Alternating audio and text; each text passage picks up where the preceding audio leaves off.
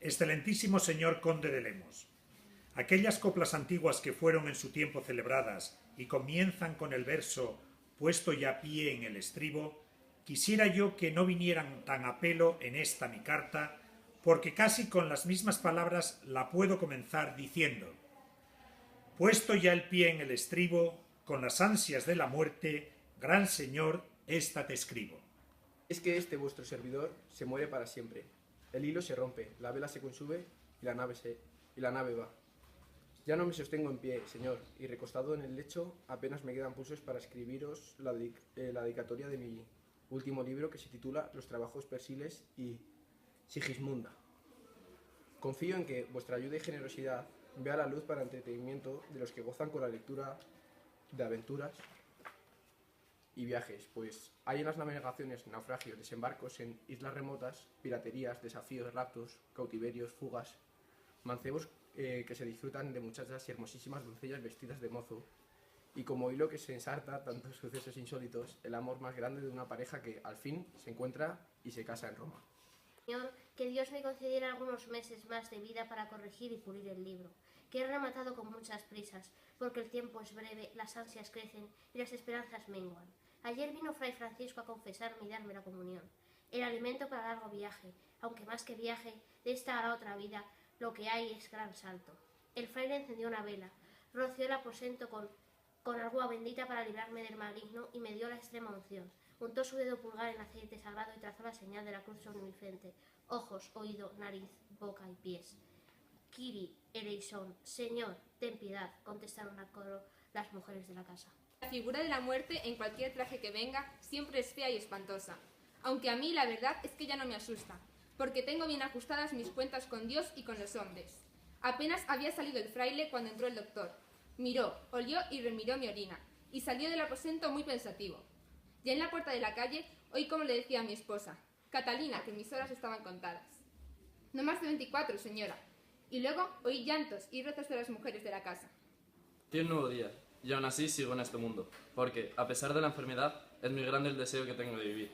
La última vez que vine de Esquivías, el pueblo de mi mujer, me alcanzó en el camino un estudiante vestido de pardo, y, al enterarse de que yo era el autor de Don Quijote de la Mancha, se bajó de la mula, me agarró la mano y me dijo con entusiasmo: vuesa merced es el manco sano, el famoso de los pies a la cabeza, el escritor alegre, el regocijo de las mozas. Con esa gran fama, pero pobre y más hinchado de agua que de vanidad, me voy a la sepultura.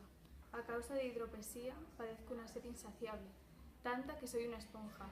Bebo un Danubio cada día, aunque orino menos que agua lleva el Manzanares, por lo que tengo el vientre hinchado. ¡Agua, agua!, grito a todas horas, y al instante viene mi esposa Catalina con otra jarra. Es que el doctor me ha avisado de que mi enfermedad no la sanará todo el agua del mar océano que dulcemente bebiese. Pero ahora me doy cuenta de que toda mi vida andariega no ha tenido más propósito que el de aplacar una sed interior que con nada hallaba satisfacción duradera. Hoy es lunes, 19 de abril de 1616. He oído la algarabía de los pájaros al amanecer y luego he contemplado con embeleso la luz del nuevo día. Esta luz de Madrid, en abril, tan clara y tan alta. A más tardar, mis pulsos acabarán su carrera el domingo. Si por un milagro me diese el cielo más vida, le dedicaré a vuestra excelencia otras obras mías, pero si no, sepa que tuvo en mí un criado tan aficionado de servirle, que quiso mostrarle esta intención más allá de la muerte. Familiar. La primera vez que firmé con el nombre de Miguel de Cervantes Saavedra no fue en un libro, sino en una solicitud de 1590 al Consejo de Indias, en la que pedía que se me concediera un cargo en Guatemala o Perú, con el que remediar mis estrecheces. Me denegaron el cargo, pero en adelante mantuve siempre el apellido Saavedra, que había tomado prestado de mi pariente cordobés Gonzalo Saavedra, con el que tiempo atrás había huido de España para la justicia que no cortara la mano derecha. Hasta entonces había llevado con naturalidad los apellidos de mi padre, Rodrigo, y de mi madre, Leonor. En la pila bautismal de Santa María, la mayor de Alcalá de Henares, el cura dijo al bautizarme: Miguel de Cervantes Cortina, yo te bautizo en el nombre del Padre, del Hijo y del Espíritu Santo. Eso fue el 9 de octubre de 1547 y yo tan solo contaba unos días, pues como muchos recién nacidos apenas sobreviven un mes, Siempre se los bautiza cuanto antes para que suban derechos al cielo. De hecho, el mayor de mis hermanos, Andrés, murió a poco de nacer, en 1543. Luego vinieron Andrea y Luisa. Yo fui el cuarto hijo que mi madre nombró. 3 años más tarde nació Rodrigo y luego Magdalena. Que alimentar en casa de un médico cirujano, que era el peor oficio para vivir en Alcalá, pues había en la universidad 2000 estudiantes de medicina, y el de cirujano era el grado más bajo de esos estudios. El que haya leído mi novela El coloquio de los perros entenderá por qué el perro Berganza dice algo así: o esos 2000 médicos tienen enfermos que curar, y entonces habrá una gran plaga, o se han de morir de hambre. En Alcalá no había plaga alguna, y además los médicos cirujanos solo se dedican a componer algún hueso roto o a curar alguna que otra herida. Mi padre apenas ganaba para alimentarnos. Era sordo desde niño, y aunque entendía todo y se hacía entender por señas y con sonidos algo oscuros, su sordera no le favorecía en el oficio. Mi padre había conocido de niño la prosperidad de la casona de los Cervantes de la calle de la Imagen, en el corazón del barrio judío. Mesa abundante, criados, fiestas. Se aficionó a tocar la viola y a montar a caballo, pero el esplendor de la familia acabó yéndose a pique y con la vida regalada de mi padre. El abuelo, Juan de Cervantes, muy viajero y con algunos cargos de importancia, dejó a la abuela y a los hijos en Alcalá y se fue a vivir a Córdoba, donde se instaló en una casa rica con 3 esclavos, una criada y un amante. Se dedicó a los negocios y ejerció de abogado de la Inquisición, así que poca sangre judía debía tener, por más que las malas lenguas lo acusaban de converso. No solo no asintió a la boda de su hijo Rodrigo, sino que ni siquiera contestó a la carta en la que mi padre le comunicaba su próximo matrimonio con Leonor Cortinas. La boda, en todo caso, no fue muy lúcida, entre otras cosas porque la familia de mi madre no veía con buenos ojos aquel matrimonio. Los Cortinas eran de Arganda, tenían tierras de labranza y consideraban que un cirujano sordo y sin recursos era un mal partido. Mi madre sabía leer y escribir, cosa rara entre las mujeres, y de ella recuerdo los cuentos maravillosos que nos leía. En 1551 mi padre y su hermana María vendieron la casona familiar de Alcalá y subieron con toda la familia, muebles y bultos, en una carreta alquilada camino de Valladolid. 40 leguas de viaje y a mitad de camino la fría sierra de Guadarrama, que estaba nevada y batida por un airecillo helado que se corona dentro de la lona de la carreta. Ese primer viaje debió de curtirme y aficionarme para siempre a la vida andariega. En aquellos tiempos Valladolid era la capital del reino y la más rica e importante ciudad de Castilla. El emperador Carlos V paraba poco en la capital, pero en torno a la corte vivía un enjambre de gentes de las que un cirujano podía extraer su clientela. La ciudad tenía 35.000 habitantes y según un viajero holandés, el hombre que mejor la cuadraba era Valladolid, porque en sus calles abundaban pícaros, putas, pleitos, polvo, piedras, puercos, perros, piojos y pulgas. Nosotros ocupábamos el piso bajo de una casa en el barrio de Santi Espíritu y allí abrió consulta a mi padre. Fueron bien. Un malhadado día llamaron a la puerta unos alguaciles y tras mostrar una orden de arresto por impago, embargaron todas las pertenencias de mi padre y se lo llevaron a la cárcel. En fin, prestamos, embargos, cárcel y viajes formarían parte del destino familiar de los Cervantes. La necesidad nos convirtió en nómadas.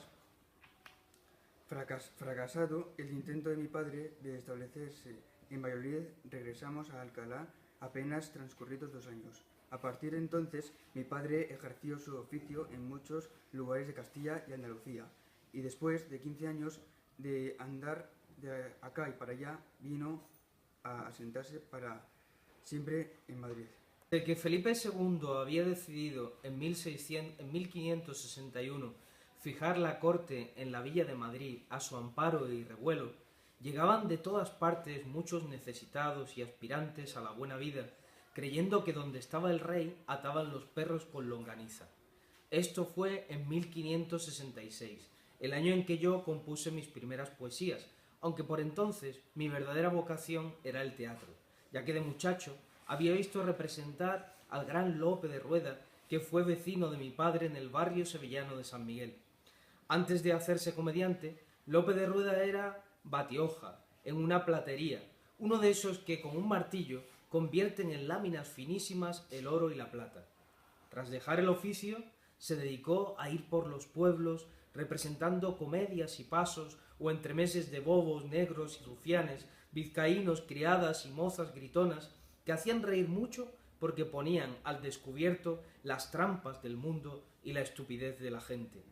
Muy gracioso era el titulado La tierra de Jauja, donde dos ladrones engañan y roban a un infeliz mientras le cuentan fabulosas historias de un país en el que los hombres cobraban por dormir y recibían duros castigos por trabajar.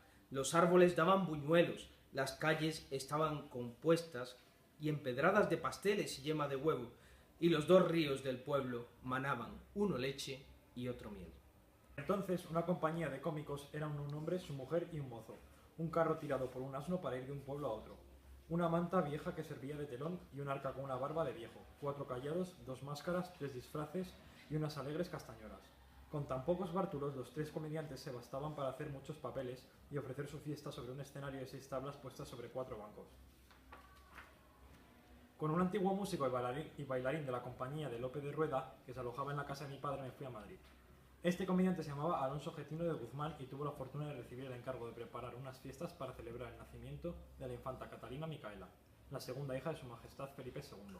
Levantó en las calles unos arcos triunfales con unos medallones en los que estaban escritos versos de poetas, y en uno de esos medallones colocó un soneto mío que empezaba diciendo: Serenísima reina, en quien se halla, lo que Dios pudo dar al ser humano. Fue en octubre de 1567.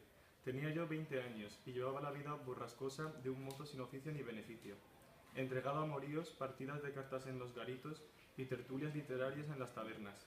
Mi salvación, como la de los tantos, estaba en encontrar un cargo en la corte, pero había muchas moscas para tan poca miel. La villa de Madrid tenía entonces 12 parroquias y unas 35.000 almas, y era un auténtico hervidero que crecía de manera sucia y revuelta, pues no había casas para alojar a tantos oficinistas, empleados y aspirantes a serlo, aunque se construían muchas y no quedaba un árbol de los alrededores. Mi padre fue uno de los llamados a disfrutar de tanta riqueza invisible, y ya, hasta el final de sus días, anduvo metido en negocios que pocas veces acababan bien. Murió mi abuela de Arganda, mi madre heredó las tierras y mi padre las empeñó y las gastó. Mi hermana Luisa se metió a monja carmelita, y mi hermano mayor, Andrea, que había tenido en Sevilla una hija ilegítima, encontró un nuevo protector en un mercader italiano que frecuentaba la casa. Las mujeres de la familia Cervantes no fueron más afortunadas que los hombres. Con casi 21 años cumplidos, lo que me convertía en un viejo, para mis compañeros de pupitre, me dio por hacerme estudiante en el estudio de la villa, una suerte de universidad menor. Asistí durante meses a las clases del gran maestro Juan López de Hoyos, que enseguida me cobró precio y tuvo por amantísimo discípulo suyo. Leyó mis versos garcilasistas que le parecieron de bien elegante estilo. Leyó mis versos garcilasistas que le parecieron de bien elegante estilo y con delicados conceptos, y sobre todo me aconsejó que escribiera una epístola con ocasión de la muerte de la reina Isabel de Valois y se la dedicara al cardenal Espinosa. Por entonces, el presidente del Consejo de Castilla y el Consejo de la Inquisición, mano derecha de Felipe II, y por ello el hombre más poderoso de España después del rey. Así lo hice, y de manera harto esmera y elogiosa, con versos elegantes y medidos, en busca de su mecenazgo, bien aconsejado por mi maestro, que era uno de sus protegidos. Sin embargo, no logré mi propósito, y no por falta de méritos, sino a causa de la mala fortuna que desde entonces hubo que acosarme sin descanso. Mi vida de estudiante fue corta. Tuve que salir de Madrid antes de que la justicia me llevara la mano derecha. Como ya dije, por culpa de un lance nocturno, como había tantos en Madrid. 2 palabras de más: desafío, espadas fuera, estocada va y estocada bien. Una cuchillada mía hirió a mi rival, que resultó llamarse Antonio de Segura, maestro de obras. La justicia me buscó y yo escapé por pies a Sevilla. Allí supe que su señoría el juez me había condenado en rebeldía a 10 años de destierro y cortarme la mano diestra. En la villa de Madrid, a 15 de septiembre de 1569, ordeno al alguacil Juan de Medina prenda y meta en prisión al estudiante Miguel de Cervantes. En Italia. Italia, hermoso país, paraíso de la vida libre del soldado. Días antes de la Navidad llegué a Roma, reina de las ciudades y señora del mundo. Visité sus templos, adoré sus reliquias y admiré sus grandezas, las ruinas antiguas y los despedazados mármoles, las derribadas termas, las plazas y los palacios, las calles y los puentes sobre el Tíber, los magníficos edificios del Vaticano y las pinturas gloriosas del divino Miguel Ángel en la bóveda de la Capilla Sixtina. ¿Y qué decir de Florencia, cuna del Renacimiento? Bellísima ciudad que atrae a todos por su limpieza, sus suntuosos edificios, fresco río y apacibles calles. O de Venecia, ciudad única y de infinitas riquezas, cuyas calles son todas de agua. O de Nápoles, la mejor ciudad del mundo, en opinión de todos cuantos lo han visto. Tras vivir en Italia resulta imposible olvidar a las genovesas de rubios cabellos, las buenas comidas en las hosterías y el aroma de los vinos. Las novelas de Boracio, los versos de Dante, los sonetos amorosos de Petrarca, la dulce lengua italiana, la alegría y la libertad italiana. España mi natura, Italia mi ventura. A poco llegar a Roma, entré al servicio del noble señor Julio Arquivaga, que solo tenía un año más que yo, pero estaba a punto de ser ordenado cardenal. Tuve que escribirle a mi hermano Rodrigo para que me enviara desde Madrid un certificado que yo no descendía de judíos ni moriscos. No era hijo de bastardo, porque la limpieza de sangre se mira mucho para cualquier puesto, incluso para ser ayuda de cámara. ¿No era limpio y honrado el linaje de los Cervantes?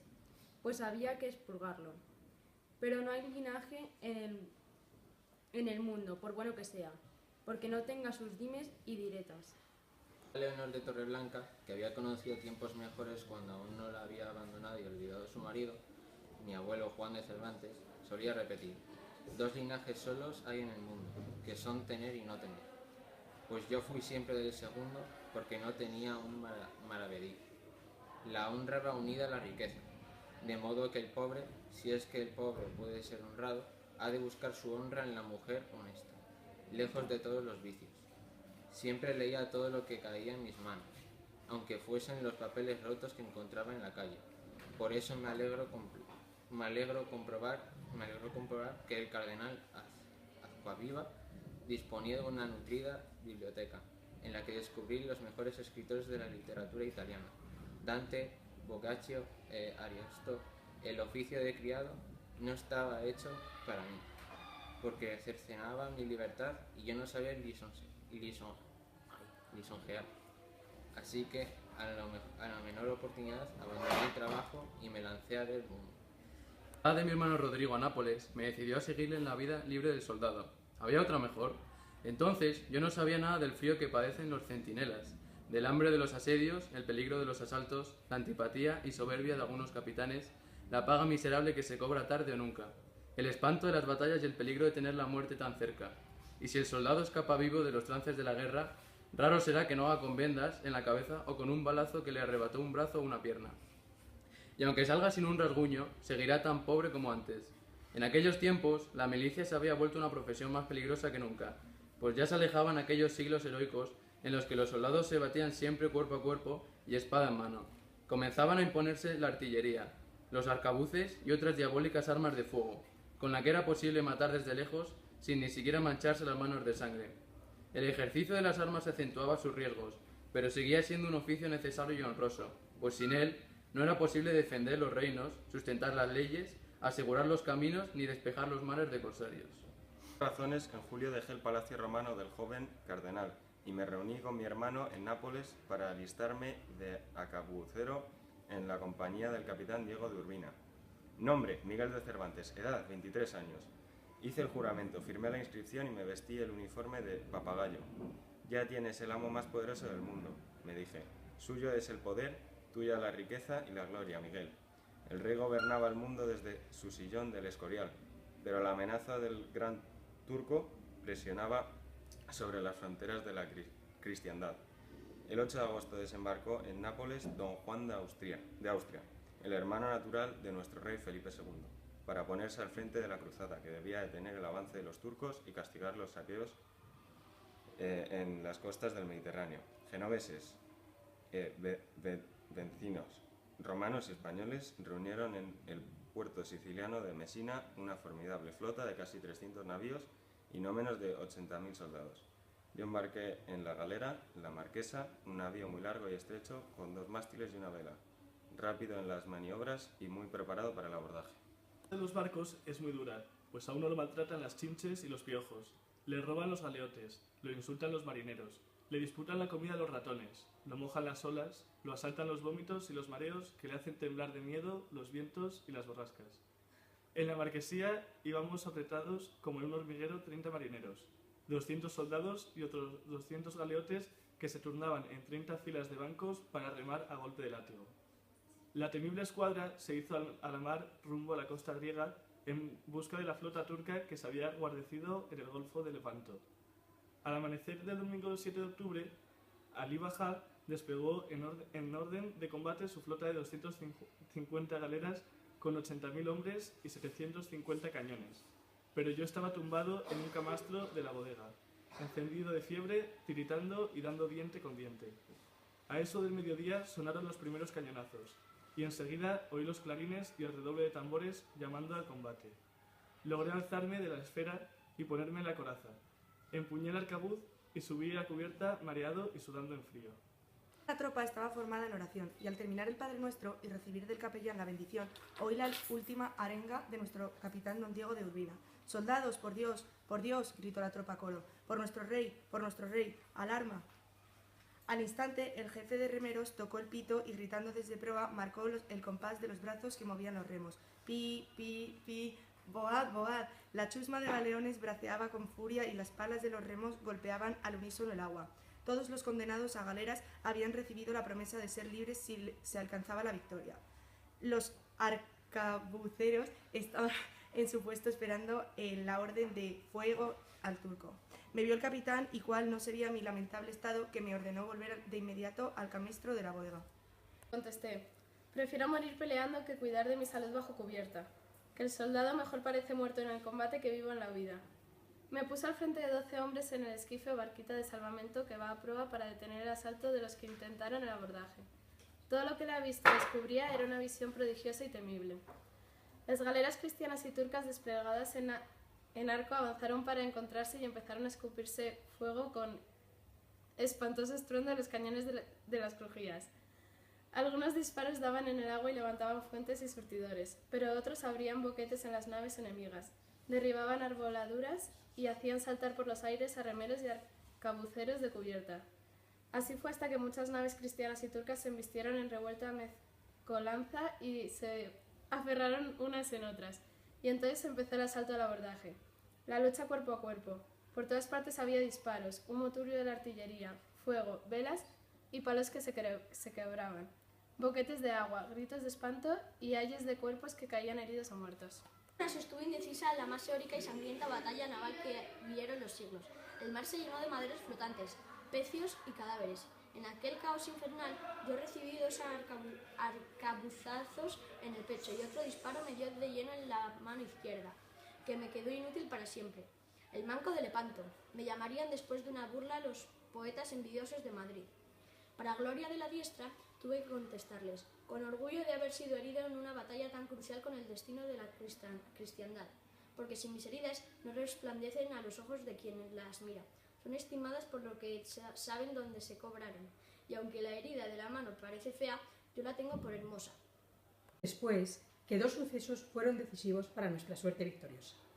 Uno fue la rebelión de muchos esclavos cristianos que remaban en las galeras enemigas, lo que impidió sus maniobras. El otro hecho fue que resultó herido el comandante de la flota turca, Ali Bajá, y aprovechando la confusión del momento, un cautivo cristiano lo remató cortándole la cabeza de un hacha. La gran victoria en Lepanto costó 12.000 muertos a nuestra flota y el doble a los turcos. Nunca el mundo conoció tal matanza en tan poco tiempo. Todavía, el día siguiente continuaba el pillaje y expolio de los vencidos, al tiempo que se rescataba a muchos náufragos y heridos que se asían a maderos flotantes en el sosegado mar. Yo, malherido, ensangrentado y delirando por las calenturas de la malaria, estuve moribundo varios días, atendido por el médico y mi hermano Rodrigo. A mi lado oía ayes de heridos y mutilados. Al fin, con mala mar, la flota cristiana atracó de nuevo en el puerto de Mesina, en Sicilia, y ese invierno lo pasé en el hospital, curándome de mis heridas. Lo abandoné el 24 de abril. Recibí 3 pagas atrasadas de 20 ducados cada una y la distinción de soldado aventajado. Me acostumbré a valerme tan solo de la mano derecha, pues la otra quedó seca e inmóvil y el brazo apenas me servía para sustentar con él alguna cosa. de modo que no se me cayese al suelo. Soldado de una sola mano, con la que empuñé la espada, participé en los años siguientes en 3 nuevas campañas contra turcos y corsarios. En el 72 me hallé a bordo de la galera de los 3 faroles, la nao capitana, contra la escuadra del Gran Turco, que se había rehecho, pero como estaba resguardada en el puerto seguro de Navarino, se perdió la ocasión de deshacerla. De este viaje, lo único favorable fue que se apresó la galera del hijo del famoso corsario Barbarroja, cuya crueldad era temible en todas las riberas cristianas. Al año siguiente me hallé en otra campaña en Corfú contra el Uchalí o Ulsdig Ali, un renegado, calabrés muy astuto, que logró escapar y llegó a ser virrey de Argel. Y en julio del año siguiente me embarqué en la flota que debía defender la Goleta, la fortaleza que protegía a Túnez, que había sido atacada y sufría asedio de los turcos. Don Juan de Austria reunió deprisa una escuadra para liberarla, pero 2 borrascas en que la mar se alborotó, azotada con furia por el viento ábrego, obligaron a volver velas para reparar daños en Palermo, y mientras se hacía, se perdió la Goleta, tenida por inexpugnable, y se perdió Túnez. Estos sucesos fueron en 1574. Parte de mis años de soldado fue el descanso de las asperezas y daños de la guerra. Un invierno lo pasé en la isla de Cerdeña, pero los mejores días los viví en la luminosa Nápoles, que es, a mi parecer, la mejor ciudad del mundo.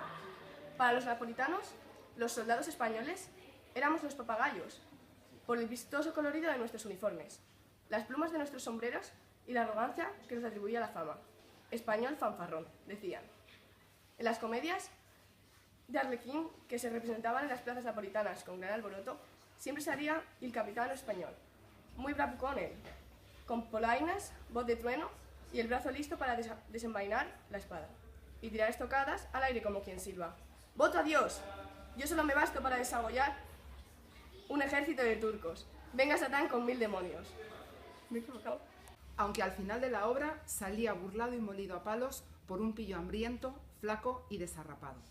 Los napolitanos sabían poner en ridículo a sus conquistadores. La vida del soldado era la rutina de los cuarteles, ocio, tabernas, vino y naipes. En mi caso también fueron días de versos y tertulias de libros y lecturas, y días de amores. Aquella napolitana a la que en algunos versos llamé Silena, porque no descubrir su verdadero nombre, que me amó y me olvidó, no sin antes hacerme padre de un hijo. Es verdad que no pude, ni ella me lo hubiera consentido traérmelo a España, pero sí lo recordé con entrañable cariño toda mi vida, y aún hace poco aproveché el soñado viaje de Parnaso para abrazarlo con la imaginación y reencontrarme con él y mis días de juventud y soldadesca, de amor y aventuras. Di que el amor y la muerte ni tienen vergüenza ni se atiene a razones. Italia, mi aventura, y quién sabe si para rematar el destino de tantos soldados españoles Flandes podía haber sido mi sepultura. En 1575 se hablaba de la partida de don Juan de Austria para sustituir al duque de Alba en Flandes, cuyos tercios caían derrotados. Pero yo dije adiós a las armas y al traje de soldado.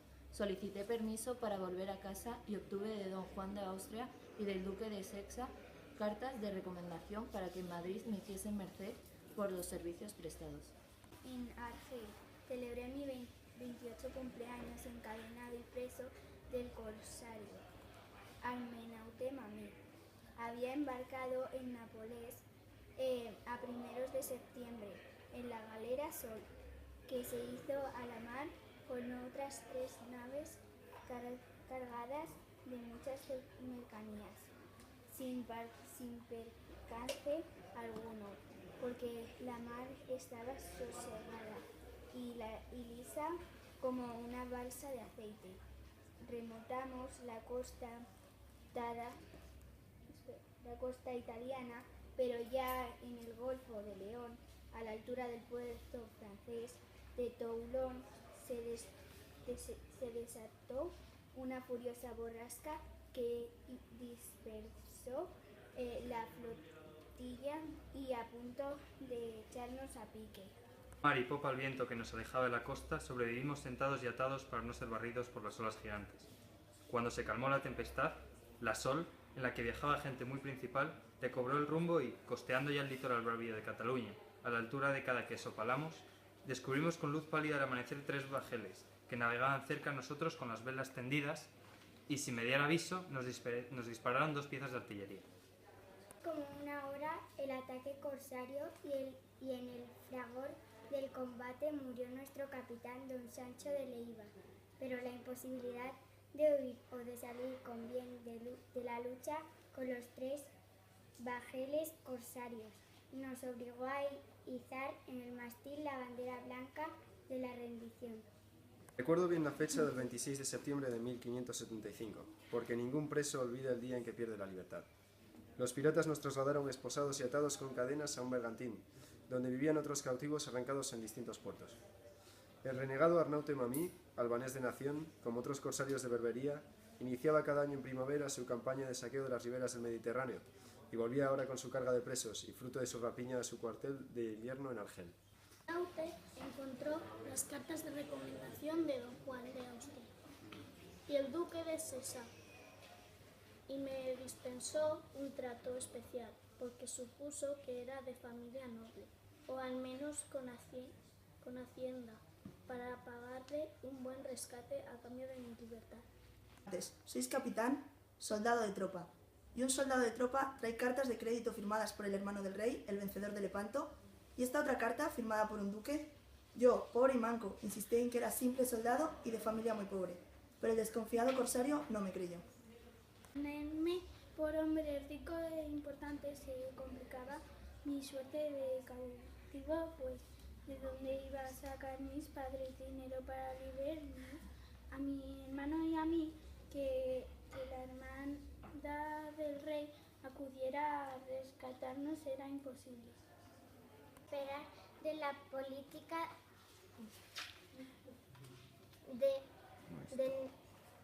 de nuestro monarca Felipe II, que postergaba la liberación de los miles de cautivos que penaban en tierras africanas a la anexión de Portugal.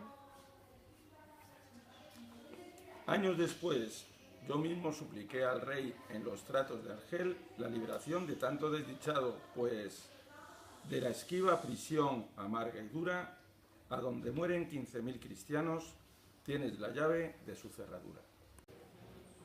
En pocos días de travesía calma arribamos el puerto de Ángel.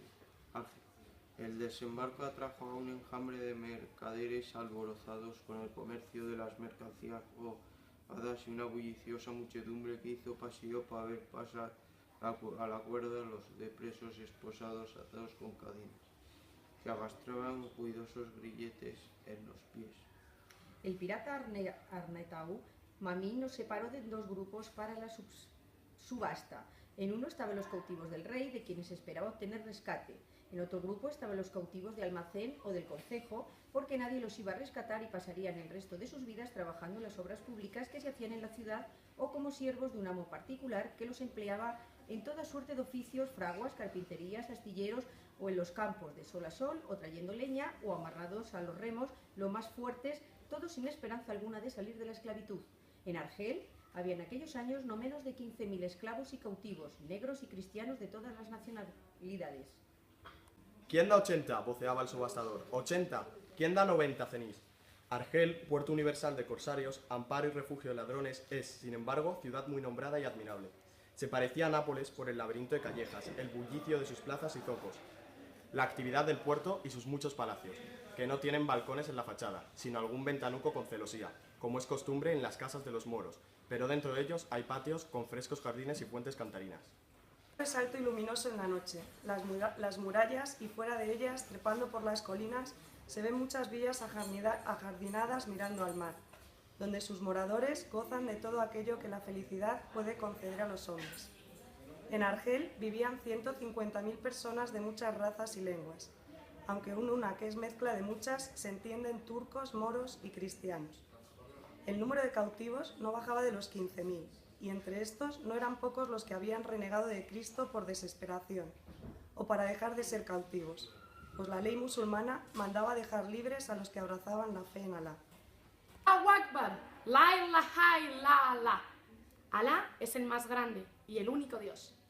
Argel tiene muchas mezquitas y desde lo alto de sus minaretes los muecines llaman a la oración 5 veces al día, proclamando en sus rezos o salats la grandeza de su Dios.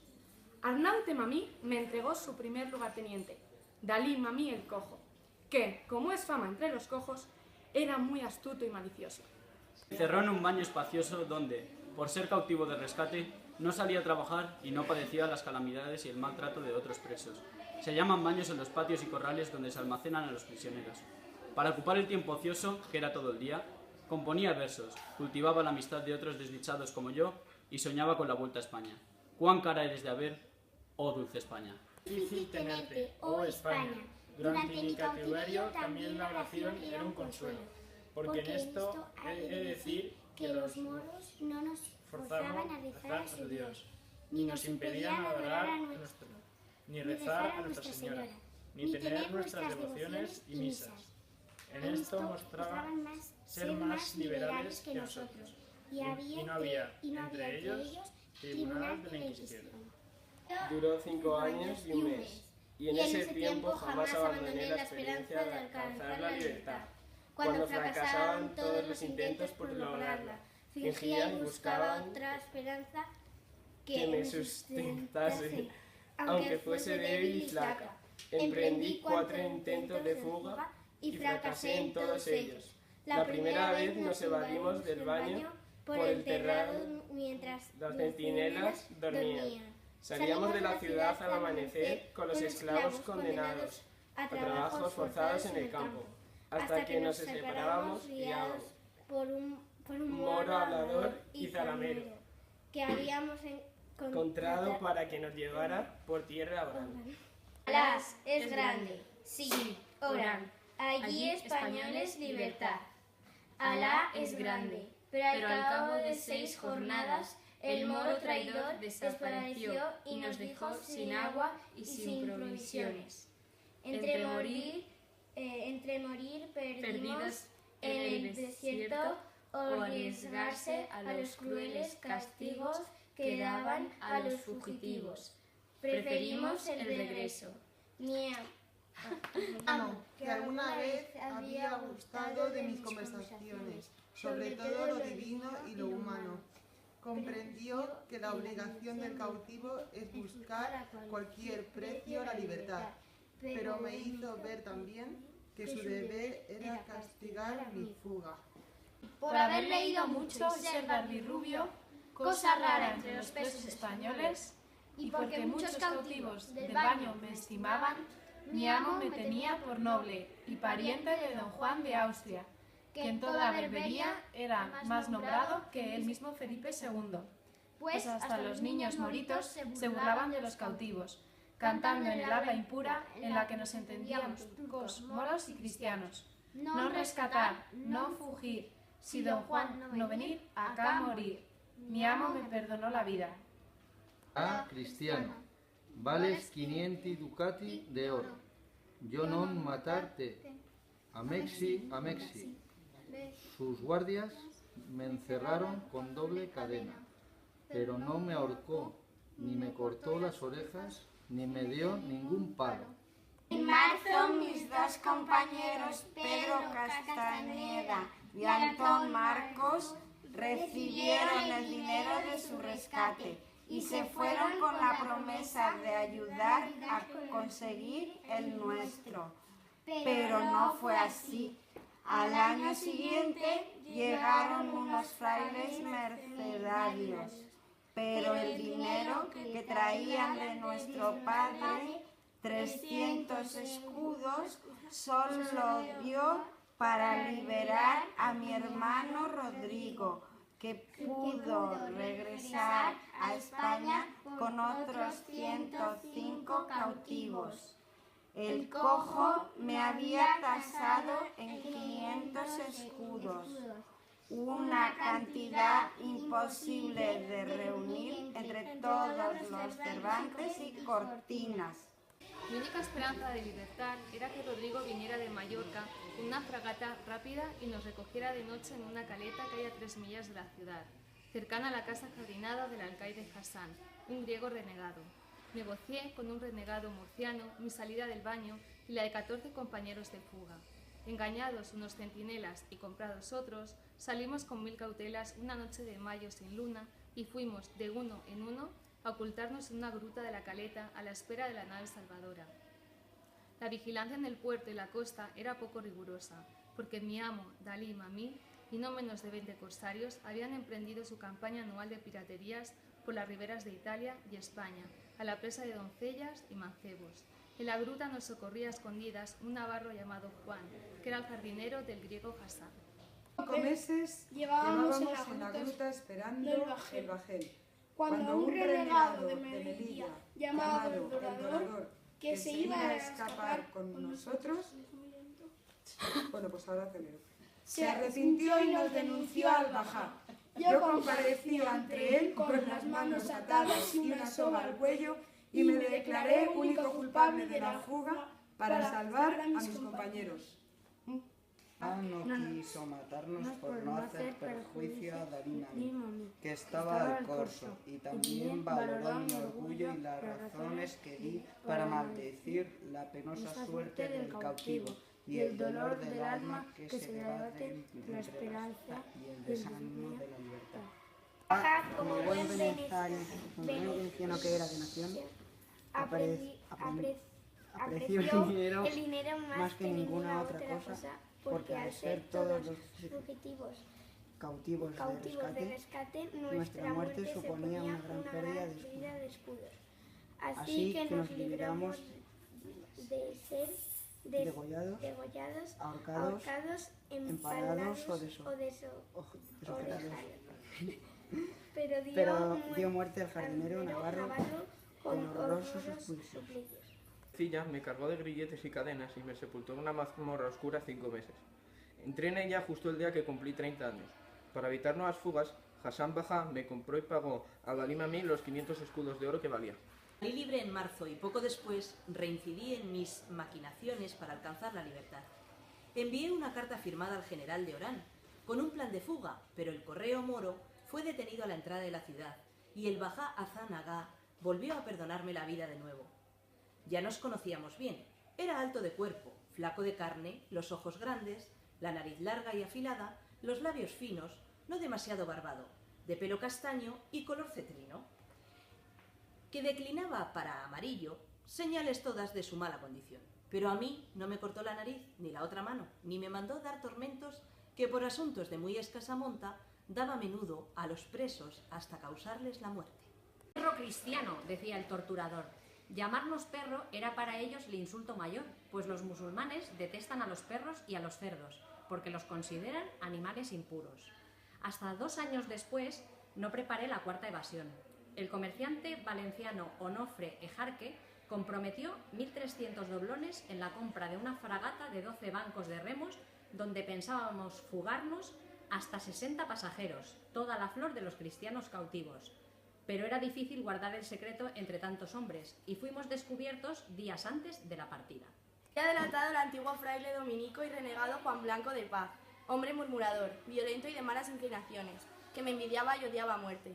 Entre los cautivos, la mayoría llevaba con resignación y dignidad su desgracia, pero también había desalmados que robaban y maltrataban a otros cautivos sin considerar que éramos todos hermanos de religión y muchos de la misma nación española.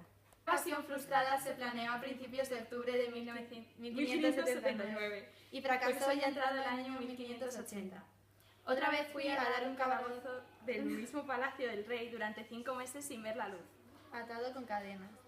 Había intercedido por mi vida ante Hassan Bajá, el corsario murciano Morato Arraez, apodado el Maltrapillo. Aquel invierno en Argel fue el más largo y cruel de todos. Cayeron muchas calamidades, no solo sobre los presos, sino sobre la gente de la ciudad. El frío, las enfermedades y el hambre mataron en pocas semanas a más de 5.000 personas. En mayo llegaron los frailes trinitarios con los dineros de la libertad de muchos cautivos. Uno de ellos, Fray Juan Gil, traía 300 escudos de oro de Leonor Cortinas para el rescate de su hijo. Vi el papel que mi madre había escrito de su puño y letra con las señas de mi persona, y al reconocer su letra me llenaron los ojos de lágrimas. Miguel de Cervantes, que es de edad de 33 años, manco de la mano izquierda y barbirrubio. Pero faltaban 20 ducados para el rescate, y el Bajá no quiso hacer rebajas.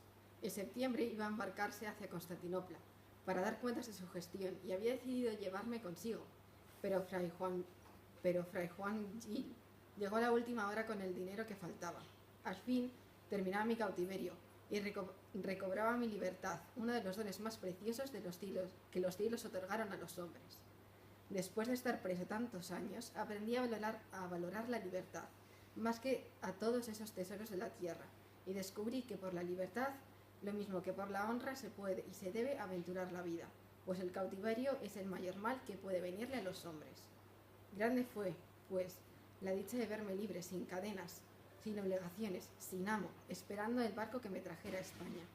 Entretanto, iba y venía por las callejas, me asomaba al puerto y salía a los lugares cercanos. Me despedía de mucha gente conocida, recogía avisos de los cautivos para traerlos a España. ¡Cuán cara eres de haber, oh dulce España! Después, el 24 de octubre de 1580, embarqué en la nave de maese Antón Francés con otros 5 cautivos y, como tuvimos viento próspero, al tercer día de navegación avistamos la costa de Denia cuando el sol alzaba alegre y regocijado sobre la raya del mar. Al tocar puerto, tras 11 años de ausencia, sentí el mayor contento que en esta vida se puede tener, llegar después de largo cautiverio salvo y sano a la patria. Años inciertos. 3 días después llegué a Valencia, ciudad hermosa y rica, de amenos contornos, digna de alabanza por la hermosura de sus mujeres, la extremada limpieza de sus calles y su graciosa lengua, con la que solo la portuguesa puede competir en dulzura. Los frailes trinitarios me dispensaron una calurosa acogida en su convento, y al día siguiente, fiesta de todos los santos, fui en procesión a la catedral para dar gracias a Dios por mi liberación, como hacen todos los ex cautivos cuando pisan tierras cristianas. Libertad de vivir sin miedos ni amenaza ni de castigos, sin amo y sin rejas, la placidez del otoño dorado y el trato con los poetas, y con los cómicos que representan en un corral de comedias cercano a la universidad, alegraron mis días en la ciudad de Turia. Pero como el desgraciado caso que me había llevado al destierro estaba cerrado, a mediados de diciembre regresé a Madrid sin temor a perder otra mano. De ausencia, la vejez había hecho estragos en mi padre, ya setentón, aislado en su sordera y agobiado como siempre por cobrar deudas y pagar aún los préstamos que le habían concedido para librar a sus hijos del cautiverio. Aunque no podía oír la música, alguna vez tocaba la viola como en su remota niñez. La melancolía se había adueñado de mi madre, paño de lágrimas de todos sus hijos. Mi hermana Andrea tenía un nuevo protector, y Magdalena, mi hermana pequeña, vivía ahora con un escribano de la reina doña Ana de Austria. Rodrigo se había enrolado en un tercio del duque de Alba para cumplir el cabal destino que se reservaba a muchos soldados españoles. España, mi natura; Italia, mi ventura; Flandes, mi sepultura. Un soldado español podía elegir su sepultura en muchos lugares del mundo, pues en el imperio no se ponía el sol. Es el caso que mi hermano se acabó muriendo en una batalla en Flandes, algunos años después, tras una no muy linda carrera militar y sin haber cobrado muchas soldadas atrasadas. Nada más llegar a Madrid, intenté conseguir algún cargo en recompensa a mis trabajos de soldado y a las penas que sufrí en el cautiverio al servicio de su majestad. Pero mis antiguos valedores, don Juan de Austria y el duque de Sesesa, habían muerto. No tenía más fiador que las cicatrices del pecho y mi brazo manco, pero eran multitud los soldados que podían mostrar peores heridas que las mías y andaban rotos y sin un miserable maravedí. Si las oficinas del Alcázar Real son nidos de escribanos, letrados y cobradores, fuera de ellas guardan cola muchos aspirantes en un cargo, una paga o una pensión del rey. Unos traen valijas de certificados verdaderos y cartas de recomendación, otros enseñan heridas y mutilaciones. Unos son sinceros y otros falsos. Matones de taberna que nunca han visto el mar juran que las cicatrices que les atraviesan la cara fueron recibidas en Chipre peleando contra el gran turco Selim de Constantinopla. Tullidos limoneros que se apostan a la puerta de las iglesias y apenas han salido de Vallecas enseñan los gloriosos muñones que les dejaron los luteranos alemanes. Y maleantes venidos de Sevilla se inventan cautiverios y martirios a manos de los infieles maometanos. Consejo de Castilla denegó mi solicitud, ni cargo ni paga. Pero como su majestad salió en marzo del Escorial para coronarse en Tomar, rey de los portugueses, yo, como los mosquitos que acuden en las noches de verano al resplandor de un farol, fui tras el séquito real al reclamo de la luz poderosa. Conseguí un anticipo de 50 escudos para una labor de espía en Orán.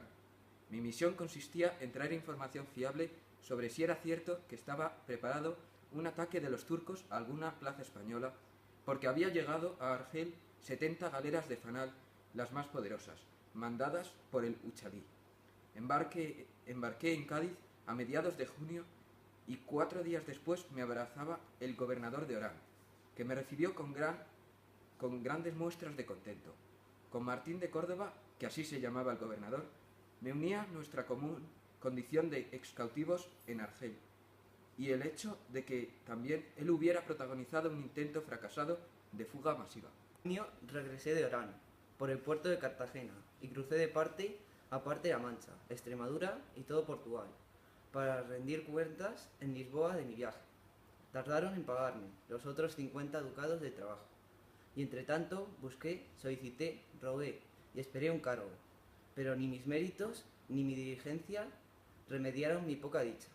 Como Lisboa es ciudad que se presta a dejar volar la imaginación, soñaba con un destino en América.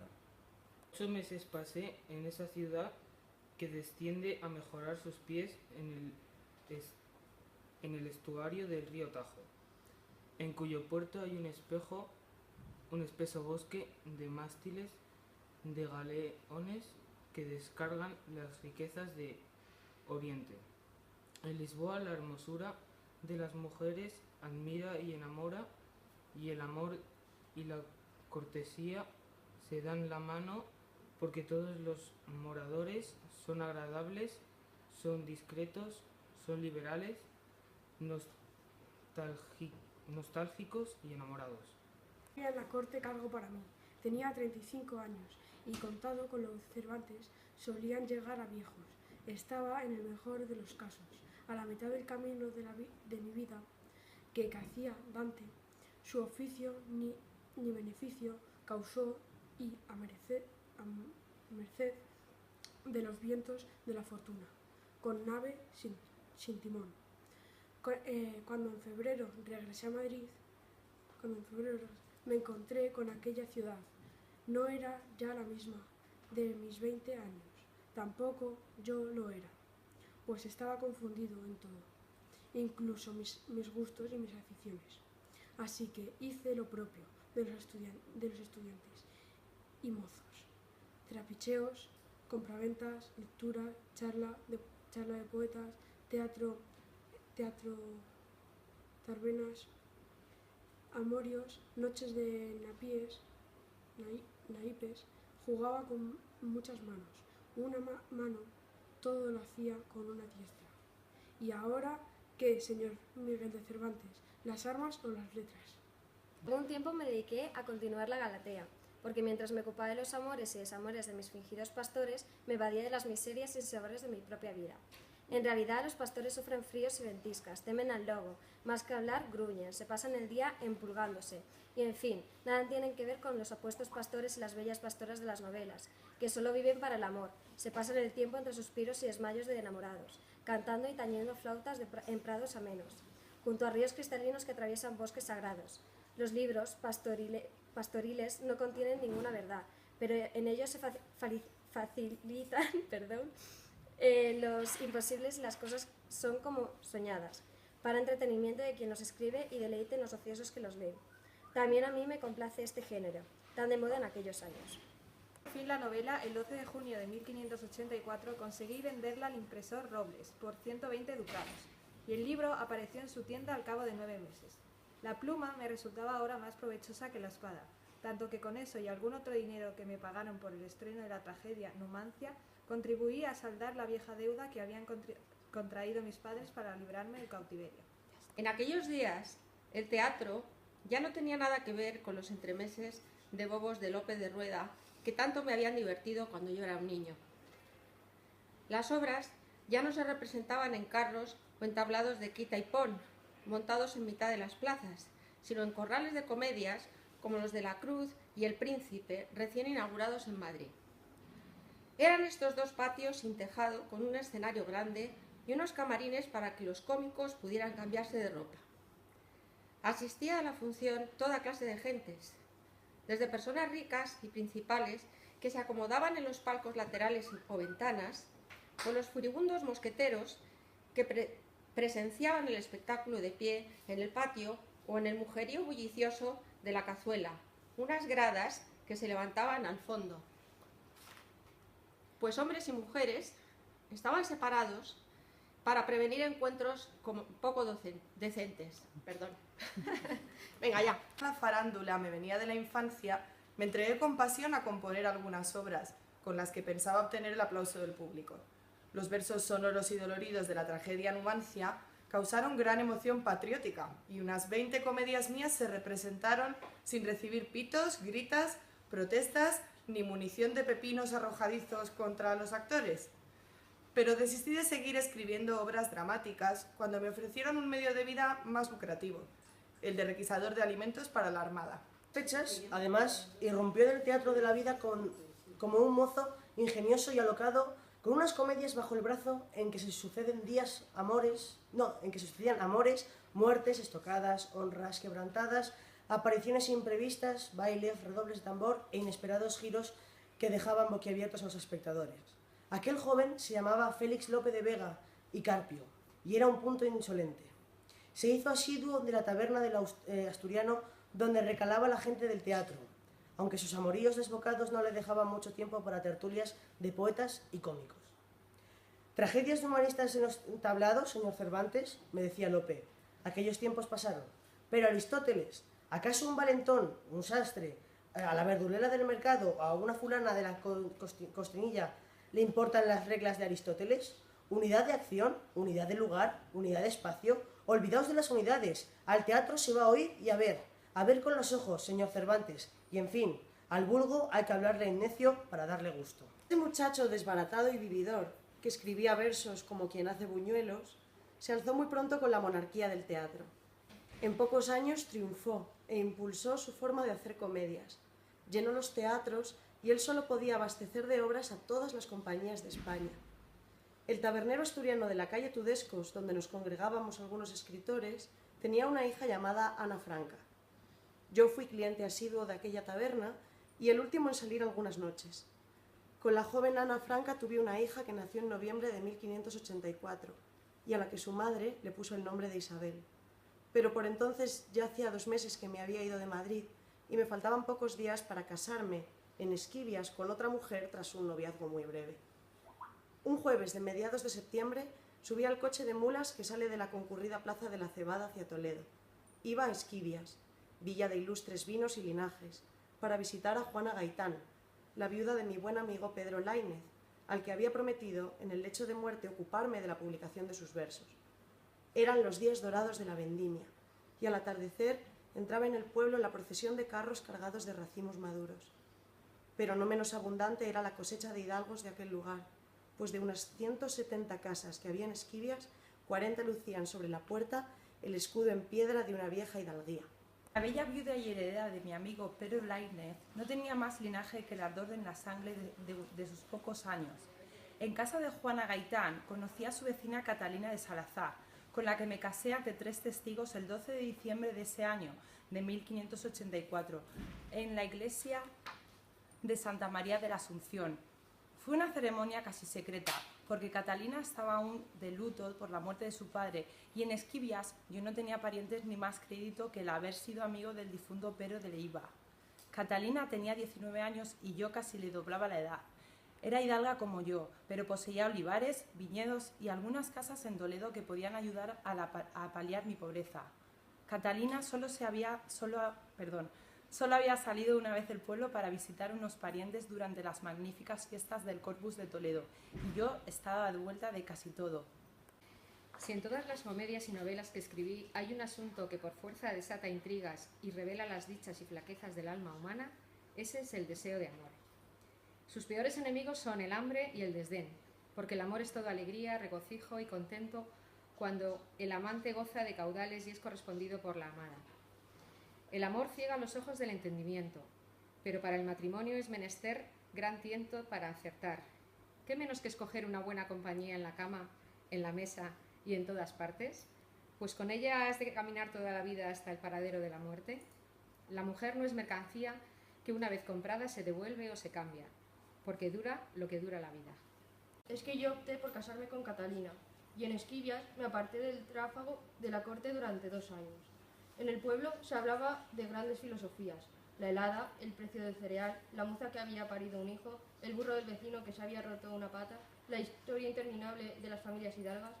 En la cocina grande éramos 6, la criada, mi suegra, doña Catalina de Palacios, mis 2 cuñados, mi mujer, que espiaba el sesgo de mi mirada, y yo, que contemplaba el chisporreo de los maderos de vid.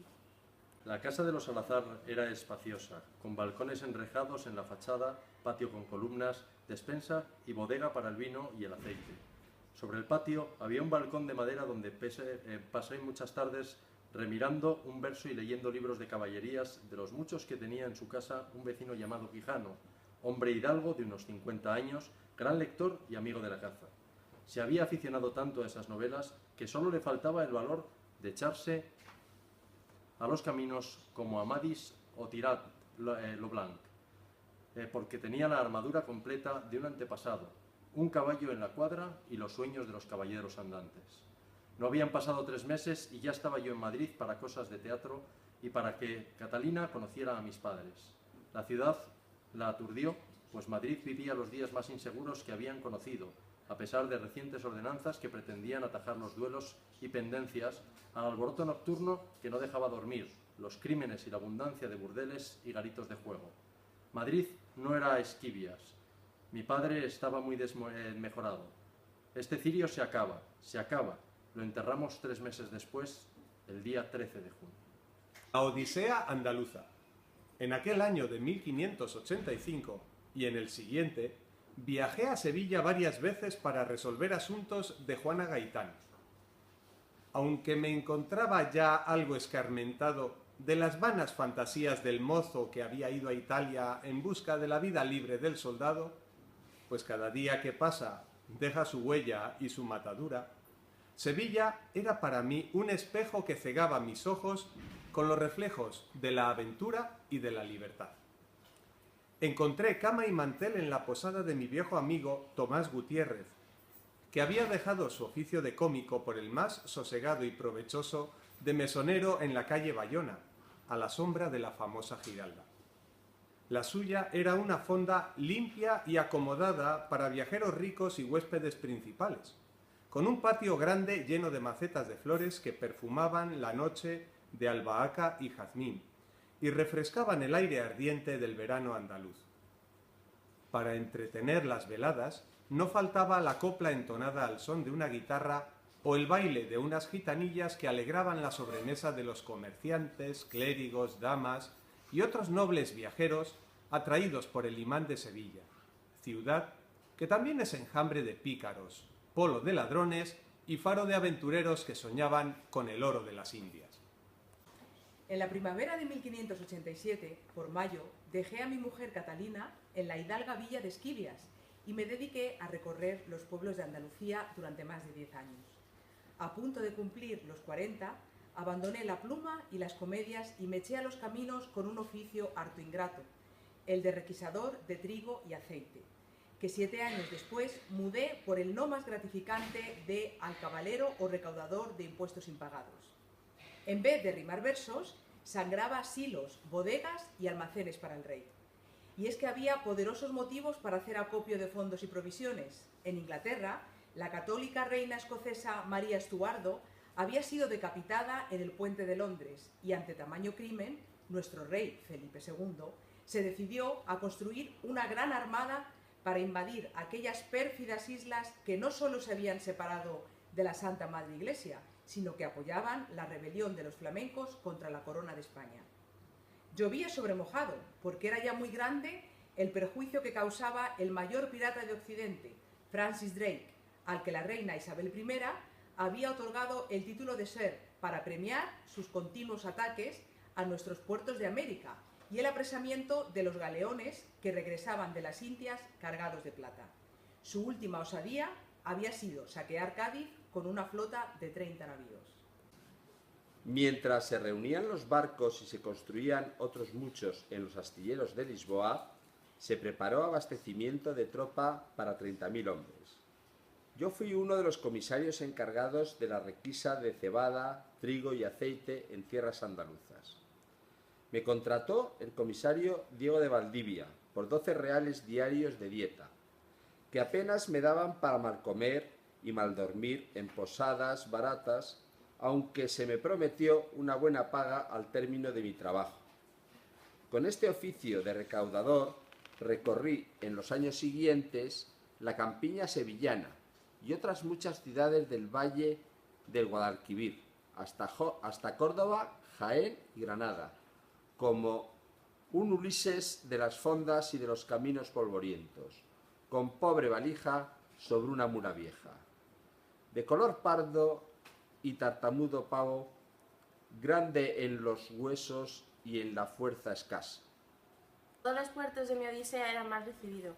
Tanto los campesinos pobres como los ricos terratenientes me veían como un corsario de la ley y se negaban a entregar los cupos, o buscaban el modo de engañarme, y yo sin razón, pues hubo años de cosechas escasas y el pago que se les hacía por el trigo, la cebada y el aceite era menguado o no llegaba nunca. Por no hacer las entregas, más de uno fue enviado a prisión por orden del comisario Valdivia.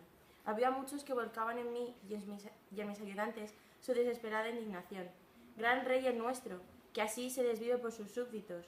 Para castigar al inglés, mata de hambre a Andalucía. Topé con la iglesia. Yo, que había vivido en tierra de infieles, sin que nadie violentara mi fe jamás, fui excomulgado 2 veces, en una ocasión por un canónigo de Écija y en otra por el vicario de Córdoba, que no estaban conformes con los cupos de trigo y aceite que les correspondía entregar. Lo peor de todo fue que la sangría de los graneros y bodegas para la empresa contra Inglaterra resultó tan costosa como inútil, pues la gran armada de 130 barcos, bautizada irónicamente la Invencible por los ingleses, que zarpó de Lisboa en mayo de 1588, fue derrotada por la adversidad.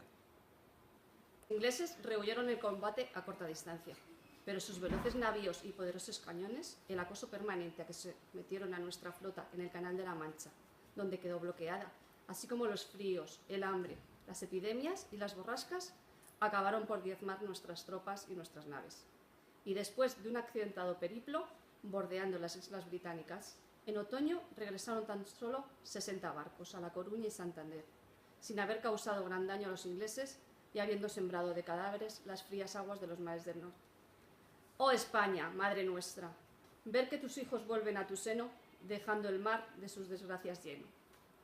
La requisa para la construcción de la armada.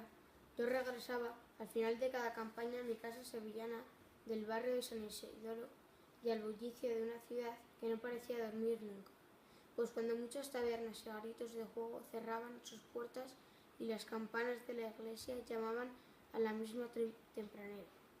Ya había martillazos en los astilleros, ajetreo de estibadores, griterío de pescaderas en la costanilla, voces de muchachos con canastos que buscaban carga y trajín en el mercadillo de la Puerta del Arenal.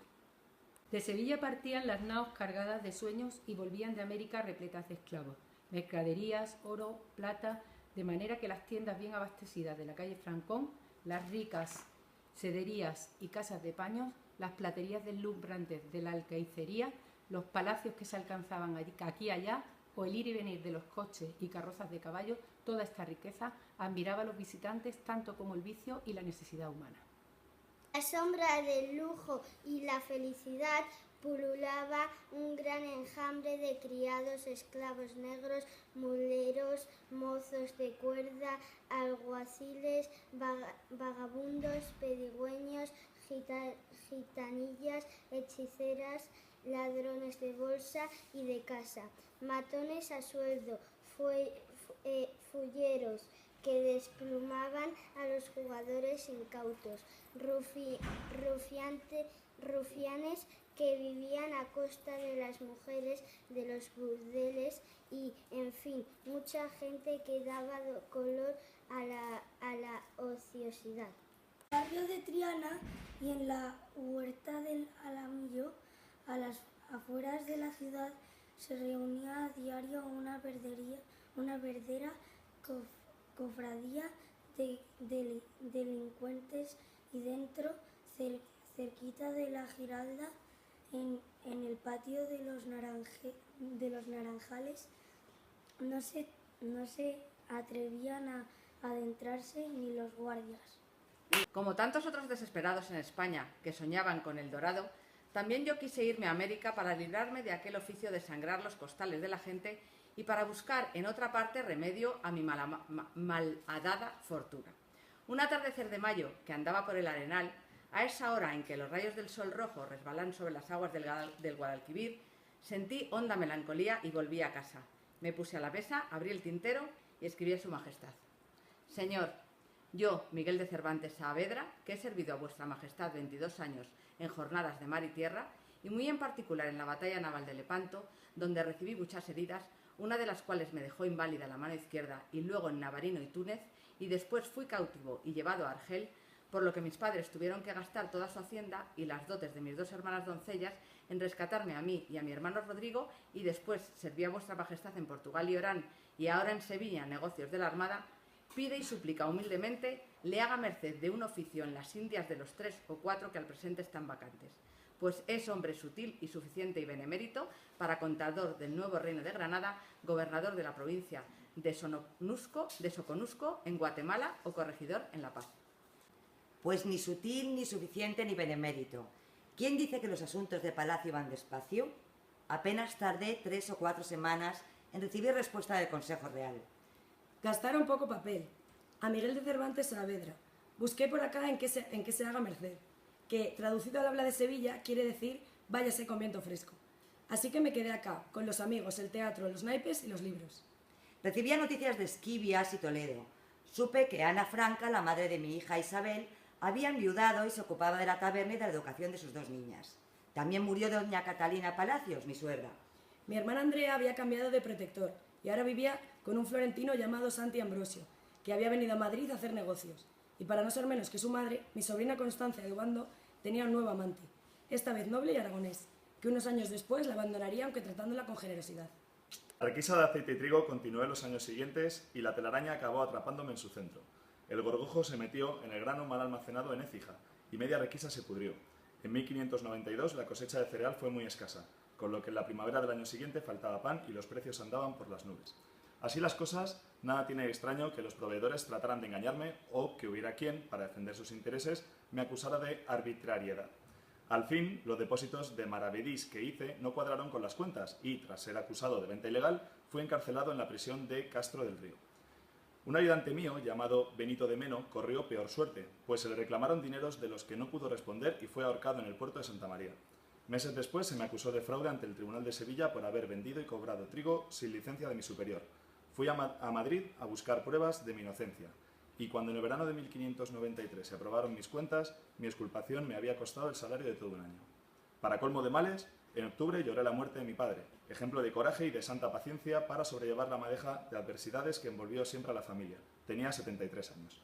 Nada ya para siempre, la empresa de construir una segunda flota con Martira, la inglesa, en 1594 se acabó el trabajo de recaudador de trigo y aceite, aunque unos meses más tarde, ya en 1595, acepté el empleo que ofrecieron de cobrador de impuestos para la Hacienda Real, lo que fue como huir de Málaga para caer en Malagón. Otra vez a los caminos con sombrero, capa, guantes, polainas y espuelas, sobre mula de alquiler pequeña, seca y maliciosa, de cuyas anzas colgaban las alforjas, en una la camisa y la muda, en la otra pan, queso y una bota de vino, Jaén, Úbeda, Baeza, Guadix, Granada, Málaga y Sevilla, donde se sientan las más grandes Cartago del mundo. Paso, yo tenía el encargo de cobrar los 2,5 millones de maravedís que se debían a la hacienda del rey y unos 60.000 ducados que deposité en casa del banquero Simón Freire se esfumaron. El pájaro voló con la jaula y el alpiste. Así que di en manos de la justicia. Si no untas a alguaciles, procuradores y jueces, gruñen más que carretes de bueyes, y como yo no tenía que untarlos, el juez Vallejo me metió en la cárcel real de la plaza de San Francisco, que es embajada y representación del infierno. Por sus puertas entran y salen riadas de gente, y dentro rigen rigurosas leyes no escritas. Hay en la cárcel 2.000 presos que se gobiernan por alcaldes de cuartos, gobernadores de sala y virreyes de planta que tienen escoltas de matones. Oyen a los súbditos, cobran peajes, reciben en audiencia, se solazan con mozas, visten como duques y comen a pedir de boca. La cárcel real es una gran timba, donde todo se juega y todo se vende, pero el que tiene dineros, como ocurre fuera de sus muros, tiene honra y respeto. Los más, sin embargo, se mueren del hambre y son devorados por gusanos, piojos y chinches. Yo fui por deudas al jardín de los presos que para mi suerte era de las más amenos de aquel bello paraíso. Poeta Dante, que descendió a los círculos infernales en su Divina Comedia, recordé un verso que en la cárcel me sirvió de guía. Prendere l'hombre como cose solde. Hay que asir las sombras como cosas sólidas. Cárcel donde toda incomodidad tiene su asiento y todo triste ruido hace su habitación, allí, digo, en el mismo infierno, pensé con tal ansia en la libertad y en los sueños imposibles que engendré un personaje al que la lectura de los inverosímiles libros de caballería y su afán de hacer el bien lo vuelven loco y lo convierten en el hazmerreír de la gente. Tal vez me la inspiró mi vecino de Esquivias, el hidalgo Quijano, un primo de mi mujer que era de complexión recia, seco de carnes, enjunto de rostro y gran lector de libros de caballerías. Me imaginé salir con grandísimo contento por la puerta trasera del corral, armado del caballero andante para remediar los males del mundo y reponer en estos tiempos detestables el antiguo mundo del heroísmo y del honor. Lo imaginé aventurero, luchando sin desmayo contra las engañosas apariencias, acometiendo gigantes y malandrines que se le ofrecían disfrazados de molinos de viento y rebaños de ovejas. Lo imaginé, en fin, risible y loco, pero con barruntos de lucidez que dejarían admirados a los más sabios. En aquella condenada prisión estuve preso, no sé si 3 o 5 meses. Perdí la cuenta porque cuando no eres libre del tiempo no fluye, sino que se estanca o da vueltas como burro de noria. En la cárcel toqué fondo. Allí ancló mi vida de travesía sin rumbo. Allí vi mis días como una cadena de deseos imposibles y de fracasos ciertos y como tanto error escuece. En adelante determiné poner algo de ironía y gracia donde no hay sino melancolía. Con el paso de los años aprendí a no compadecerme de mí mismo y a ver que el mundo está lleno de apariencias contrarias, por lo que es mejor no buscarle un solo sentido. Aprendí también que burlarse un poco de todo es saludable para el cuerpo y para el alma, pues la risa abre el camino hacia la verdad, que es una urdimbre entretejida de muchos e intricados hilos. Cumplidos 50 años, no había hecho otra cosa en mi vida andariega y poco afortunada que dar tumbos. Conocía bien el mundo, así que había llegado la hora de tomar de nuevo la pluma y dejarla correr sin empacho alguno para pintarlo y mostrarlo en toda su anchura. Era en Sevilla, marzo, 1598, y volví a dedicarme por entero a escribir. Ya. El nuevo rumbo de mi vida coincidió con la muerte del rey Felipe II, al que los sevillanos dedicaron un formidable monumento fúnebre dentro de la catedral. Tardaron 8 semanas en levantarlo y cuando al fin se mostró al público, todos acudimos a admirarlo. Adiós. Dijo junto a mí un soldado de esos que lucen grandes bigotes, sombrero de pluma y una larga espada al cinto. ¡Qué maravilla para un muerto! El grandioso túmulo me pareció un símbolo del imperio español, admirable por su grandeza exterior, pero hueco por dentro. Muchos los males que lo descomponían, el mal gobierno, las guerras, la despoblación del campo tras unos años de malas cosechas, el alza imparable de los precios, la nube de desocupados y pordioseros que infestaba las ciudades y, para remate, la peste negra, que en 1559 y 1600 mató a medio millón de personas. Salí de la catedral, me fui a casa, tomé la pluma y escribí de un tirón un soneto al aparatoso monumento fúnebre del rey, en el que disfracé mi amargura bajo la capa de la ironía. En el poema hacía exclamar al soldado aturdido ante el monumento: voto a Dios que me espanta esta grandeza y que diera 1.000.000 por describirla. Porque ¿a quién no suspende y maravilla esta máquina insigne, esta grandeza? Apostaré que el ánima del muerto por gozar este sitio hoy ha dejado el cielo de que goce eternamente. Seguro que el rey abandona el cielo para disfrutar de aquel monumento en cuyo interior no reposa su cadáver. Bendita ironía, burlona que alivia mi despecho y me hace sentir libre, en mi manera de pensar. En los 2 años siguientes paré poco en Sevilla. Hice varios viajes a Toledo, Esquivias y Madrid, cuyos caminos y mesones ya conocía como el pasillo de mi casa. Ana Franca murió en mayo de 1598, y la hija que había tenido con ella quedó a cargo de mi hermana, Magdalena, y comenzó a trabajar en su taller de costura. Algún tiempo después la reconocí como hija mía, y desde entonces llevó el nombre de Isabel de Saavedra. La reconocí como mi hija mía, y después entonces llevó el nombre de Isabel de Saavedra. En el verano de 1600 abandoné Sevilla para siempre y me retiré a Esquivias. Yo, Miguel de Cervantes, barco cansado, atracaba en aquel tranquilo puerto toleando donde el tiempo parecía inmóvil. Allí nunca pasaba nada digno de contar. Un nacimiento, un muerto, un mulo que se rompía una pata.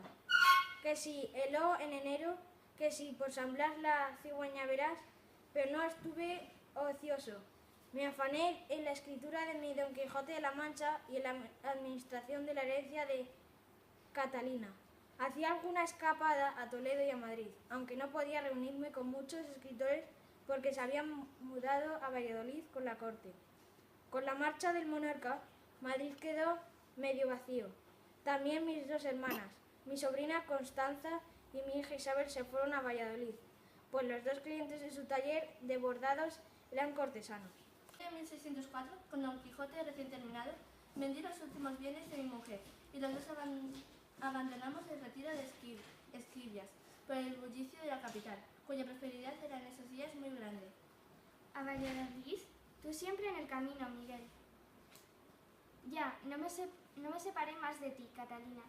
Tras el incendio de 1561, Valladolid había resurgido como una ciudad nueva y rica. Palacios, iglesias, lujosas tiendas en la calle de Platería, casas de 3 plantas con alegres fachadas pintadas de azul y oro por orden real, la gran plaza mayor con 500 pórticos y 2000 ventanas. Mi casa, sin embargo, no tenía ningún esplendor y estaba en la barriada sobre el rastro de los carneros junto al maloliente matadero, muy cerca del Hospital de la Resurrección, donde situé mi novela, El Palacio de los Perros. La misma tarde de mi llegada a la ciudad fui a la tienda del librero Francisco de Robles. Allí abrí la puerta, sonó la campanilla y avancé al mostrador con la gruesa carpeta de hojas manuscritas. Ingenioso hidalgo Don Quijote de la Mancha. Albricias, señor Cervantes. Ya le había ido enviando por correo algunos pliegos manuscritos, y el librero esperaba con impaciencia que le entregara mi obra acabada. Hojeó los papeles y me dijo: señor Cervantes, o yo no sé nada de libros, o la historia de este loco manchego se va a leer en todo el mundo. Francisco de Robles me pagó 1.600 reales, que sumados a los dineros de la herencia daban para vivir una buena temporada sin apuros, aunque no con sosiego, pues en casa había mucho ruido y poco espacio. En la planta baja había una taberna donde alborotaban los matarices, y a mi alrededor, en 4 cuartos, 6 mujeres que recibían continuas visitas de clientes y amigos en el taller de costura. Mientras el Quijote se componía en Madrid, en la imprenta de Juan de la Cuesta, escribí el prólogo, en el que no quise pedir perdón por las faltas y errores, como hacen todos los escritores, llenos de falsa modestia. Ni modestia ni falsedad. Allí estaban mis personajes, como decía Sancho, y sus fazañas, para que el lector simple no se enfadase, el melancólico se riese, el discreto se admirase de la invención y el grave no la despreciara.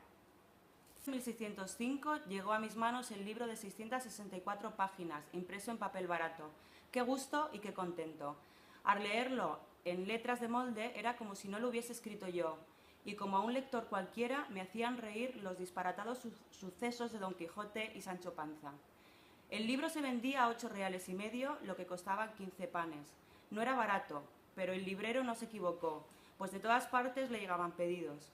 Mi Quijote se leía en voz alta en universidades, casas particulares y mesones de los caminos, y muy pronto la figura del blanco caballero loco sobre el no menos flaco Rocinante y la gruesa y baja estatura de su escudero sobre un asno se hicieron famosos en los desfiles de carnaval y en las fiestas de niños. Tan grande era su fama que en marzo el libro se reimprimió y en mayo salieron 4 ediciones sin mi autorización, 2 en Valencia y 2 en Lisboa, por las que, es claro, no recibí ni un mal maravedí. No faltaban en Valladolid escritores que envidiaban la fama de mi libro y me miraban de soslayo, pero era mucha más la gente que me paraba para alabarlo. Yo disfrutaba con todo aquello, aunque no por vanidad, que lo había ido dejando en los caminos y cárceles, sino por orgullo. Una noche calurosa de finales de junio, cuando todos los de la casa dormían y había cesado el alboroto de los matarifes, en la taberna de la planta baja, estaba yo escribiendo a la luz de una vela, en gozoso silencio, cuando de pronto oí bajo mi ventana voces de desafío, choque de espadas y gemidos de dolor. «Voto a tal, tomad, traidor, muere, embustero, ladrón de honras, ay, muerto soy». Me asomé justo en el momento en el que caía al suelo el bulto de un hombre doblado sobre sí mismo, al tiempo que su enemigo enfundaba un estoque brillante y huía en la ciudad con paso ligero. Ladraron alarmados los perros. Bajé rápido a la calle para socorrer al herido y lo hallé encogido sujetándose el vientre y un muslo con las ropas empapadas de sangre. «Confesión», murmuró al sentirme a su lado. La pendencia también había despertado a mis 2 hermanas, a mi hija y a mi sobrina, y todas en camisón y con gorros de dormir, lo que les daba una apariencia fantasmal. Bajaron en procesión a la calle y entre todos trasladados al caballero malherido a una cama de casa. Vestía ropas de seda y terciopelo, sombrero con plumas, cadena de oro al cuello y anillos en los dedos. Como vi que se desangraba, fui a buscar a un médico y a un confesor, que hicieron su trabajo. El herido era caballero navarro don Gaspar de Ezpeleta. Se envió aviso a su casa y poco después del amanecer vinieron sus criados y se lo llevaron en litera a morirse en su lecho. A mi hermana Magdalena, que en todo ese tiempo no se había apartado de la cabecera de la cama, le regaló un anillo con mi rubí. Aquella mañana llegaron a casa 3 alguaciles. Impetuosos golpearon a la pala y nos sacaron a todos, menos a Magdalena. «¿Qué atropello es este?», protesté. «Todos a la cárcel, lo manda el juez Villarroel». Nos llevaron a la prisión que está detrás del hospital, el mismo siniestro caserón donde muchos años antes habían estado presos por deudas mi padre y mi abuelo. Para mí fue una humillación muy grande y las mujeres de mi casa pasaron mucha vergüenza al verse entre guardas, sometidas a la curiosidad de vecinos y viandantes. Nos tomaron declaración y nos encerraron, y yo volví a juntarme en un calabozo con los ladronzuelos y criminales. Aquella tarde y al día siguiente, el juez llamó a los vecinos para dar testimonio, de lo que entre verdades y rumores al final se sacó en limpio que nuestra casa no era muy honrada, pues las Cervantas recibían de día y de noche muchas visitas. Días de prisión nos dejaron en libertad condicional. El caso era este: el caballero navarro don Gaspar de Ezpeleta era el amante de la esposa de un escribano amigo del juez Villarroel. Cuando el marido burlado no pudo sufrir más su deshonra, contrató un matón para que diera muerte a su ofensor. Volvía el caballero navarro de cenar en una casa principal, sin escolta ni criados, cuando fue asaltado por el espadachín bajo mi ventana. Don Gaspar murió ya en lecho antes del mediodía. No había cuchilla de matado. Enseguida corrió el rumor por toda la ciudad. El matador no podía ser otro que un sicario pagado por el escribano. El crimen dejaba en mal lugar no solo al escribano, sino al juez Villarroel. Así que, para protegerse, desvió las sospechas hacia mi persona y hacia las mujeres de mi casa. ¿No le había regalado Ezpeleta un anillo a mi hermana Magdalena antes de morir? ¿Era ella la amante del caballero navarro? ¿No era cierto que en casa de Cervantes entraban y salían muchos caballeros?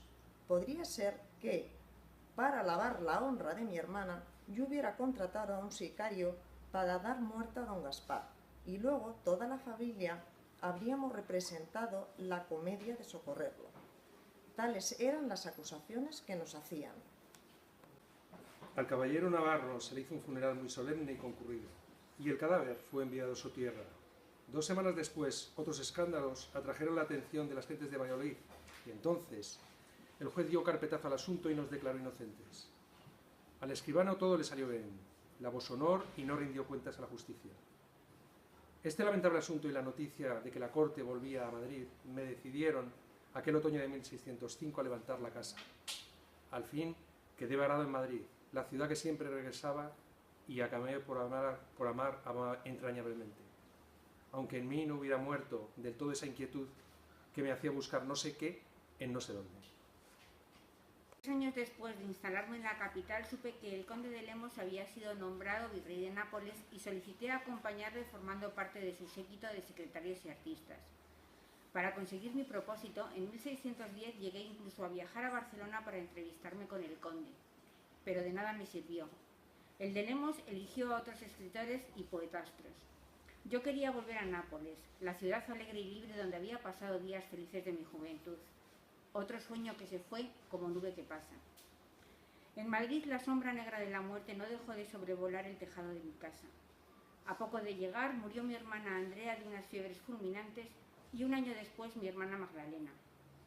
Yo era ya un poetón viejo y desdentado, de barbas de plata, aunque no hacía 20 años habían sido de oro, algo cargado de espaldas y no muy ligero de pies. Tenía los achaques del sesentón. Mi hija Isabel no me daba más que disgustos con sus turbulentos amoríos, los naipes no me eran favorables, notarios y deudores me perseguían con papeles y nadie mostraba interés por representar mis comedias.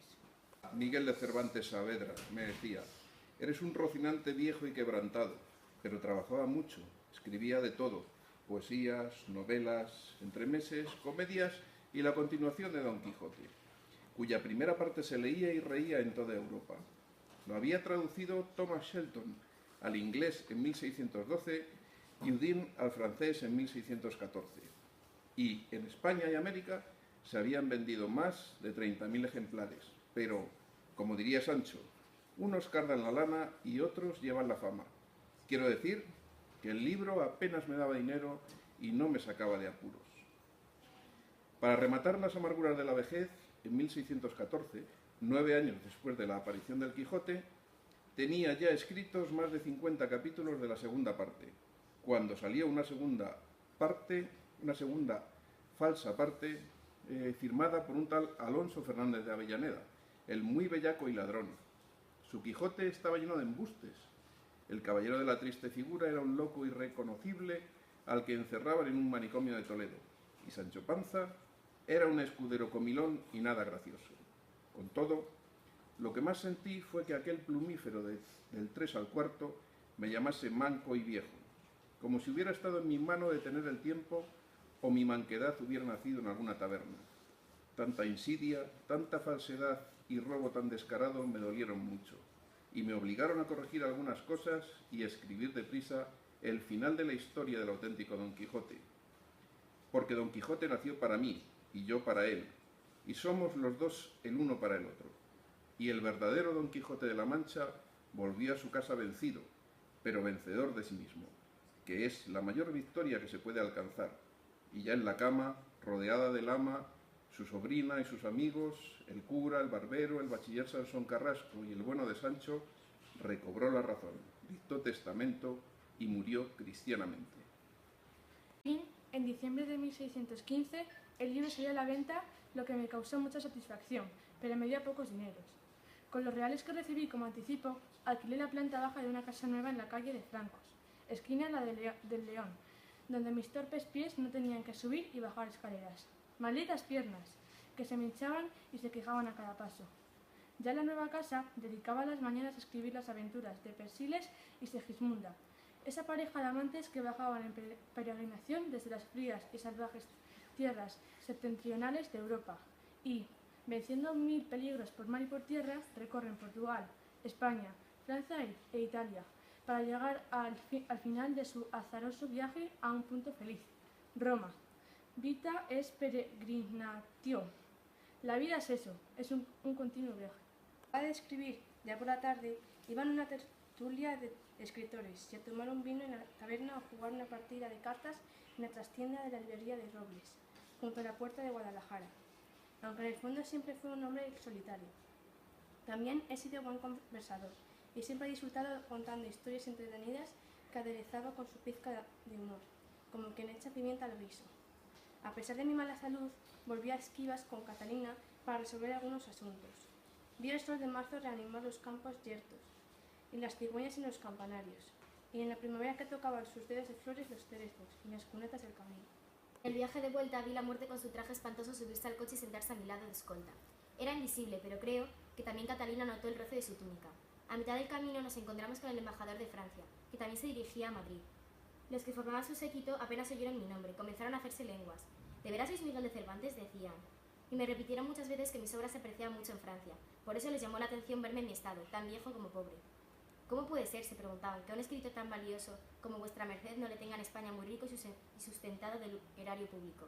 No supe qué responder, pero ahora pienso que tal vez sea mejor que los poetas y escritores seamos pobres y desventurados. Porque si fuéramos ricos y felices, ¿para qué nos íbamos a encerrar a trabajar a solas y pensar en las cosas extrañas que les pasan a los hombres? Con eso hace unos cuantos días que volví a casa y rematé el Persiles, con muchas prisas, pues ya sentía que el tiempo es breve, las ansias crecen y las esperanzas menguan. Luego me metí en la cama, con la sospecha de que me estaba yendo el camino de la sepultura. ¡Agua, agua fresca!, gritó, aun a sabiendas de que esta sed mía es insaciable.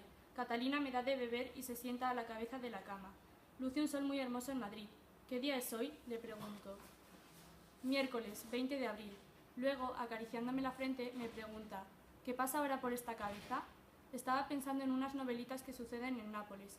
Se han de titular Las semanas del jardín, pero pienso otra cosa más grave, que de esta vida a la otra hay un gran salto. ¿Qué me quedan? 2, 3 días.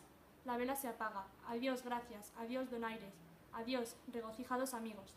Cervantes Saavedra murió en Madrid el viernes 22 de abril de 1616, a los 68 años de edad. Según consta en el libro de registros de la parroquia de San Sebastián, al día siguiente, sábado 23, fue enterrado, con el rostro descubierto y el hábito pardo de los franciscanos, en el convento de las Trinitarias Descalzas que se encontraba a unos metros de su casa. Sus restos se perdieron al reconstruirse el convento a finales del siglo XVII. Su mujer, Catalina de Salazar, murió 10 años después. La única hija de Miguel de Cervantes, Isabel de Saavedra, nacida en su relación con la tabernera Ana Franca, murió sin descendencia en 1652.